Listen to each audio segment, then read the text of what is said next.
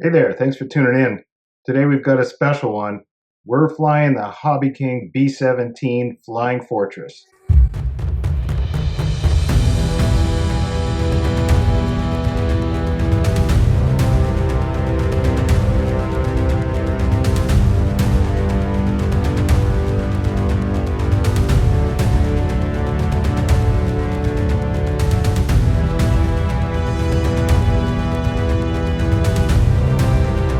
All right, folks, this is the B-17 from Hobbyking. I want to get right into the flying, but I wanted to take a moment and just share with you what this beautiful aircraft looks like assembled.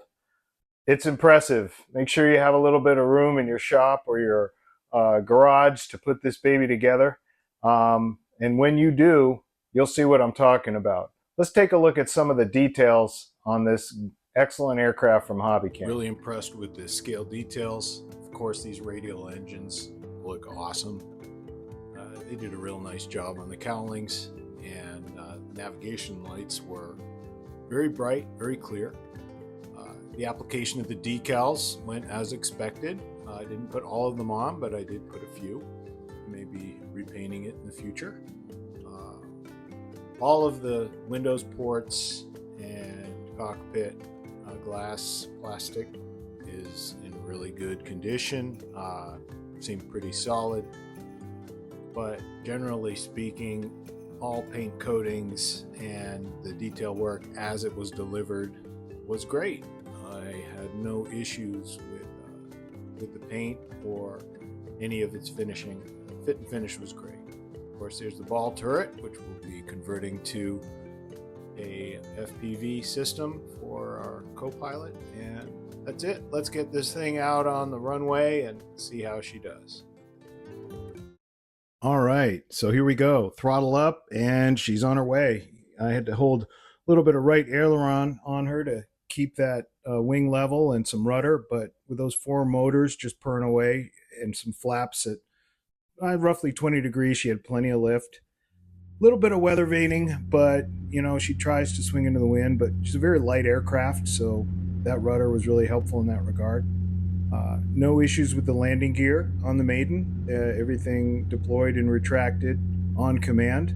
I do like the scale detail on this aircraft, but I think that the landing gear could probably be a little bit more scale. I'm not wild about those springs, but they do their job. And we'll talk a little bit about some of the issues I had with the landing gear later. But now that she's up, you can see that she's handling the gust pretty well. The B-17 has a big wingspan, and it seemed to help a lot in these conditions, but I think she can handle it better if she had a little more weight on board. I did have to keep keep the speed up to maintain some control authority because these winds were no joke that day. But you know, with those big props, she ate it up, and you know, although the crosswinds were pretty strong, you can see in some of these shots where I angled her that she handled the crosswind quite well. So with my buddy Keith out there with the drone, we were able to get some fantastic footage.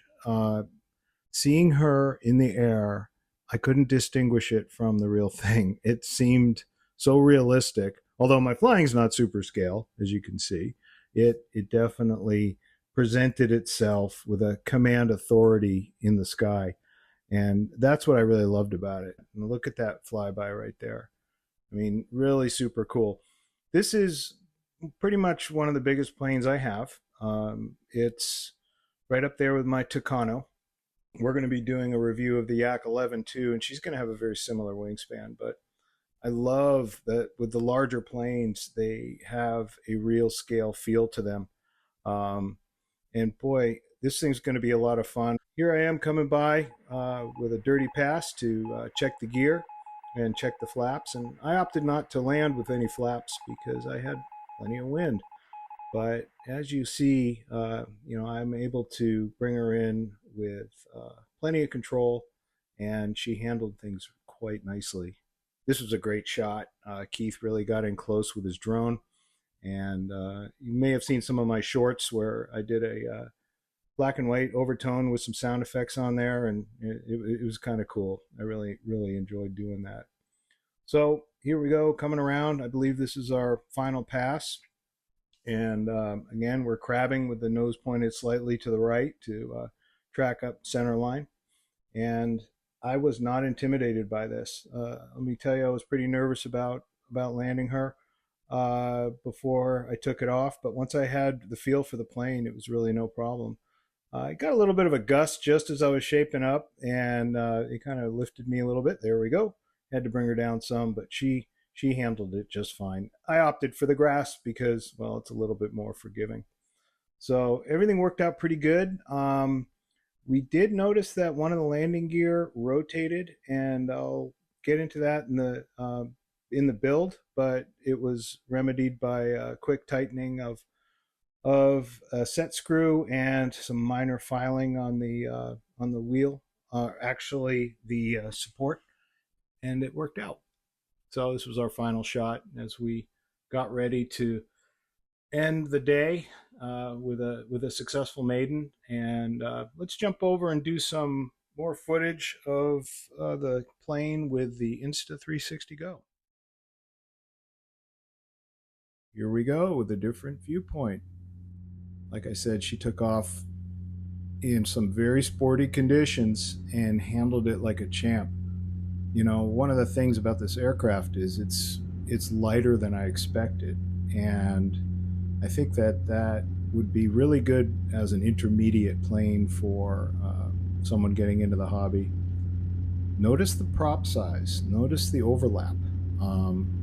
It works. Looks good.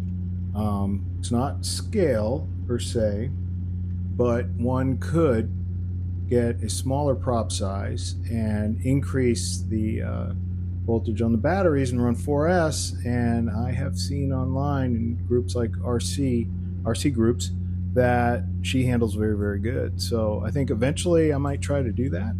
But man, I love this view. It's pretty cool. I have to do a proper counterweight, and if you do something like this, you definitely need to make sure your CG is spot on and that things are secure and they don't move. So that is one unique viewpoint of the B-17 by Hobbyking. So the Hobbyking B-17 is a winner in my book. It's a 5-star flight. Let me tell you, it's easy to fly. We were maidening in 10 to 12 knots of wind, not fair to the runway, and she did just fine. I'm blown away that she can fly with 2 3S batteries and still have power to spare. We got a 5-minute flight, and I probably could have gone another minute. Very excited about taking this plane from this platform here to some detail work and adding some FPV cameras on there. The plan is to add a pan and tilt FPV camera to the ball turret and give folks an opportunity to move that camera around while I'm flying. But yeah, excellent plane. She's a real winner. I greatly appreciate all my viewers and all the support that I've had in developing this channel. And I really appreciate Hobbyking for providing this aircraft for review, and trusting that they're going to get an honest assessment. It's easy for anyone to post a video that's glorifying every aspect of a particular model. It's not so easy to be honest and to share what your pinch points were, and as well as your successes, triumphs, and joys. So we try to strike a balance with that in these reviews, and I hope that you go out and get one. Don't be afraid of it. It's a big plane. I am still new to the hobby in comparison to my peers, but my only advice is to get out there and do it. You may crash, you'll break stuff, but that's part of the hobby, and that's how we learn. If you don't push the limit and push your own limitations, you'll never get anywhere.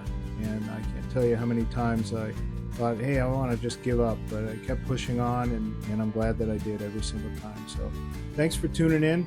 We really appreciate you here at Navstar RC and Marine, and we're looking forward to seeing you on the interwebs. And if you have any comments or questions about this aircraft, please post. Really appreciate the likes, We've got a lot of really good links down below if you're interested in any of the equipment that we use. So have a great day. Thank you for tuning in.